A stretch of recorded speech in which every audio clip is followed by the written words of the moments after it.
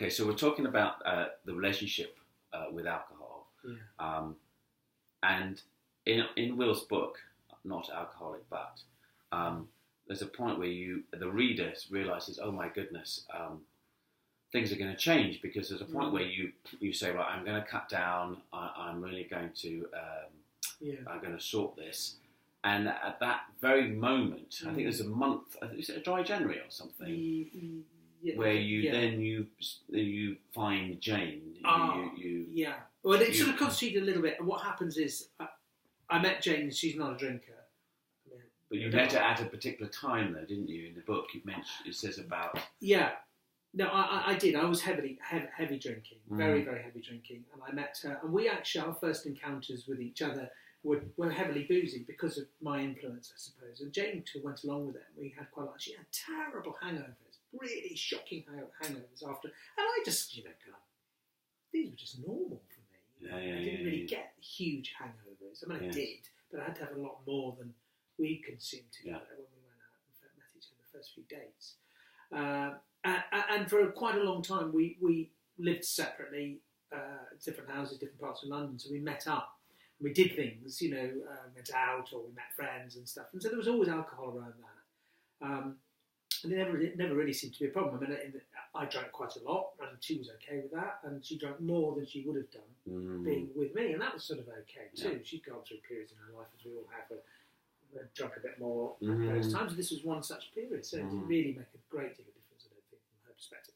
But when we moved in together, that's when things started to get a bit tricky. Yes, and it felt like there were three of us in the relationship. Yeah, and it's kind of, in the book, it's not funny, but you think, oh my God, so they're in a house together, moving in, so there's Will, and Will's found Jane, and you think, oh, thank God, because, our hero of the book is found love and, settling down or whatever, thank God, Not that it's a terrible tale of woe, but you just think, great, you found someone. And then you're living together, and of course, oh my goodness, there's three in the relationship. So there's Will and Jane, and there's booze, or there's secret booze, or the whatever booze they're drinking, and how's that going to work? And of course, it starts to create tension because three in a relationship doesn't work.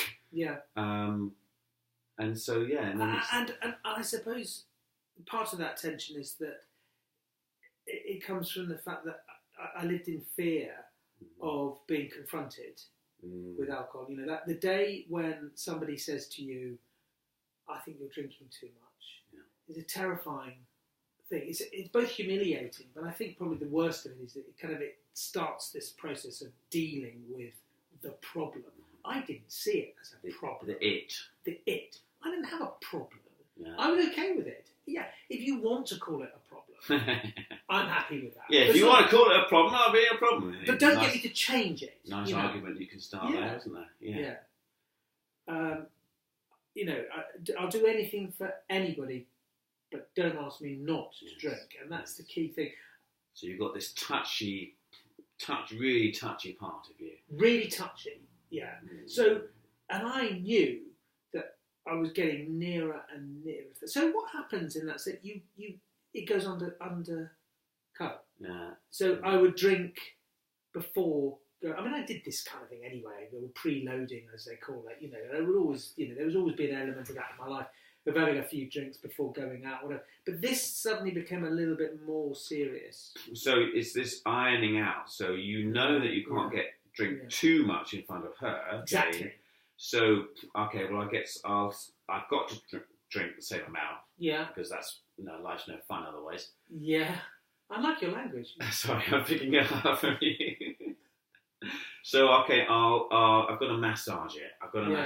So I do the drinking before. Yeah. And maybe a bit of drinking afterwards. And it's quite difficult to manage when you get it wrong. So she would be perplexed that I might drink a bottle of wine and be absolutely comatose. Yes. And another occasion, I drink a bottle and a half, and it would hardly have any effect on me at all. But she didn't realise was I'd already had a few drinks beforehand. Yes. So that might have been on the way back from work. I might have dropped into a pub. Oh, what's wrong with that? Drop into a pub. Isn't that what people do? They go into a pub and have a pint or two. That's what I did. Or I might buy some miniatures, and put them into into a bottle of something, that looked quite innocuous, like a bottle of strawberry Volvic. Yeah. I don't know why strawberry, but it gave it a bit of flavour and whatever. I don't know, but it seemed better than putting vodka into water, which seemed really kind of a bit extreme. But vodka into strawberry Volvic is fine. So and that might be consumed on the train.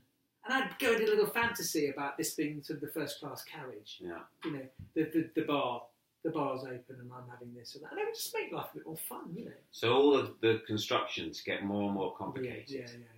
Yeah. And you're having to finesse your drinking and organise it and cover up and then create other little stories around it. Yes. And I guess within you, there's as you say, a kind of building tension of that. Well, can I keep this going? Yeah. And holidays have become a problem. So the routine is then taken out. Wow. So we'd go on holiday, and I think I remember in the early days we'd go on holiday, and I would always buy a bottle of spirit of some kind to have in the bedroom. Holiday spirit. But nice touch. Classy. But then how quickly do you get through that? Because then it becomes it's on display how much you're there. The whole point of this was to have it on display. So it's a bit like buying the big Toblerone, isn't it? I love the big Toblerone. So you're passing through duty free and you buy the 3 Toblerones, giant Toblerones for £10. Yes. So it's a bit like that. Yeah, you're buying the duty free because you buy duty free. Well, why not? You're saving a few quid there. It all is there. So there's a bottle. So it's a sort of holiday bottle of spirits. Yes. Why not? Yes. Seems perfectly reasonable. Yes. But that's actually really part of the whole kind of alcohol management. That was vital. That was a strategic part of the holiday, really. Alcohol management. Yeah. And so in terms of the relationship, that would never have been so much of a problem in the old days. So in the relationship, it was difficult because Jane wouldn't want to have a bottle of spirit on the go. She might like the idea of having a gin and tonic or something. But her big thing was quite rightly was a drink is really fun to have, but once you've had that one drink, that kind of the buzz from that is kind of gone. It's over. Yeah. And so timing that is really important. So do you really want to have that buzz that when you're getting ready to go out, when you could have it in a lovely setting, in a bar or restaurant somewhere, which you're going to be doing. So the answer to the question, do you want an aperitif before going out, is kind of no for her. Because to me, it was like, of course, because one's not going to be enough. Yeah.